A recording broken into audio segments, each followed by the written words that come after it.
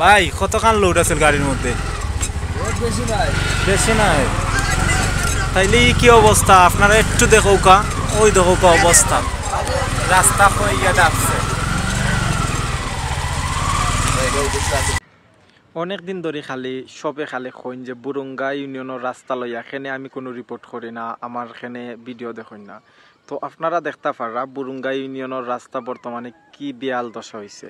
সবরও মুখে একটা কথা উনি যে গর্তের রাজা নাকি বুরুঙ্গা ইউনিয়নের রাস্তা। তো ও যে ভিডিওর মধ্যে দেখতে পারা যে বুঝাই ভর্তি ট্রাক বড় একটা ডিস্ট্রিক্ট আইয়া কিন্তু এই রাস্তা মুখা ঢুকছে। এই রাস্তা মুখা যদি কোনো ইমার্জেন্সি রুগী লইয়া যাইতে হয় তো আপনারা বুঝতে পারা, কারণ সুস্থ মানুষও যদি এই রাস্তা মুখা যায় তাইলে কিলা অবস্থা হয়। তো যদি কোনো অসুস্থ মানুষ লইয়া ইমার্জেন্সি মানুষ লইয়া বুরুঙ্গা ইউনিয়ন থেকে যাইতে হয় তাইলে বুঝতে পারা কি তৈব।